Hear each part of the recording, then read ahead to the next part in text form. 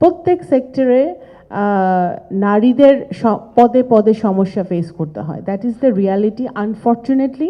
আমি এই নির্বাচনের আগেও আমি বলেছি, বহু প্রোগ্রামে আমি বলেছি, আনলেস অ্যান্ড আনটিল রাজনৈতিক দলগুলোর মনস্তাত্ত্বিক পরিবর্তন হচ্ছে, আমাদের যখন আপনি দেখবেন একটা সিটে 300টা সিট, তো একটা সিটে যখন যদি তিনজন ক্যান্ডিডেট থাকেন এবং একজন নারী থাকেন, কখনোই রাজনৈতিক দলগুলো নারীর দিকে তাকাবে না, সব সময় পুরুষটাকে নমিনেশন দিবে।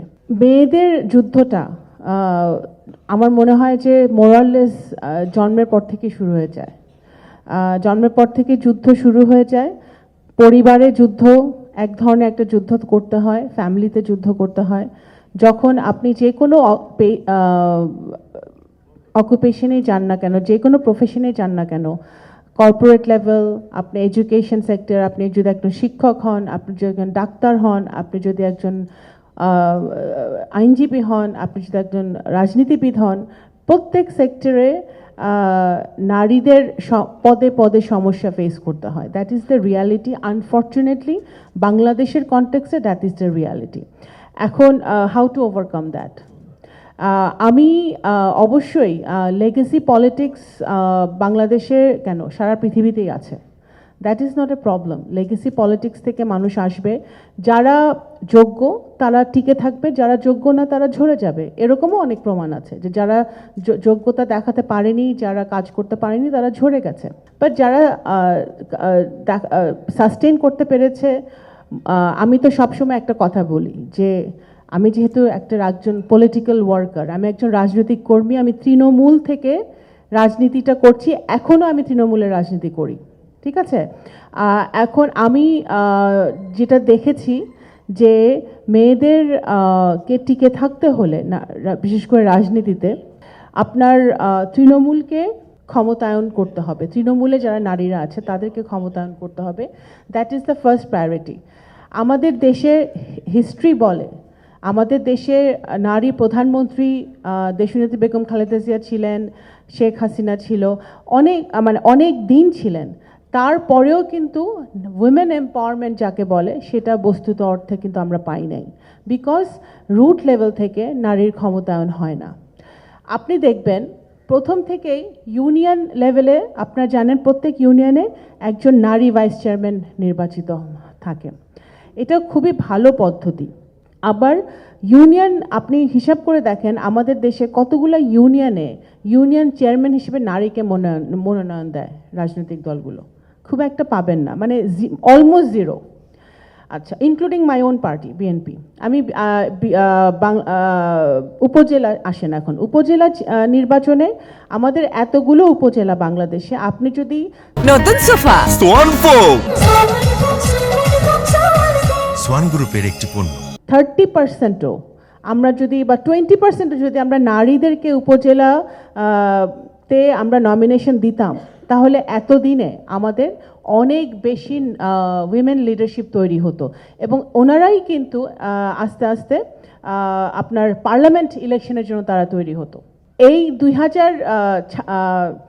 আমাদের 2026-এ যে ইলেকশন হলো, সেই ইলেকশনের কথা আমি বলতে চাই না, because I myself as a political worker is very disappointed. কারণ এখানে আমাদের কোনো নারীর, মানে দেয়ার ভেরি ফিউ, বিএনপি থেকেও অনেক কম নারীকে নমিনেশন দেওয়া হয়েছিল ডিরেক্ট ইলেকশনে। আমি এরকম গত 17-18 বছরে জিলুর ভাই, এরকম বহু প্রোগ্রামে আমি গেছি, যেখানে আগে তো আওয়ামী লীগ ছিল, এখন আমাদের জামাতে ইসলামের বোনরা আছেন। আওয়ামী লীগ এবং বিএনপির নারী নেত্রীরা ডিরেক্ট ইলেকশনের ক্ষেত্রে সবাই কিন্তু ঐক্যবদ্ধ ছিল। বিভিন্ন প্রোগ্রামে আমি গেছি এবং এভরিবডি ওয়ান্টেড যে এই যে ইলেকশন কমিশন কর্তৃক যে প্রদত্ত যে ইয়েটা, আরপিওটা, এইটা পলিটিক্যাল পার্টিগুলো ফলো করুক। এবং আমি ওভার অ্যান্ড ওভার এগেন, আমি এই নির্বাচনের আগেও আমি বলেছি, বহু প্রোগ্রামে আমি বলেছি, আনলেস অ্যান্ড আনটিল রাজনৈতিক দলগুলোর মনস্তাত্ত্বিক পরিবর্তন হচ্ছে, সেই না হওয়া পর্যন্ত এই সমস্যার সমাধান হবে না।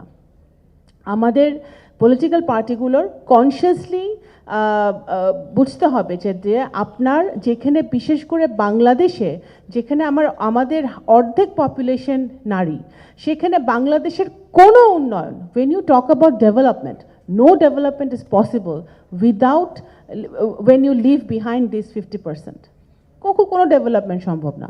তো সেই জায়গাটা থেকে আমাদের অবশ্যই নারী শিক্ষা, নারীদের ক্ষমতায়ন, সেটা সবচেয়ে বেশি গুরুত্ব দিতে হবে, এবং সেটা যখন পলিটিক্যাল পার্টিগুলো বুঝতে পারবে তখনই কিছু হবে।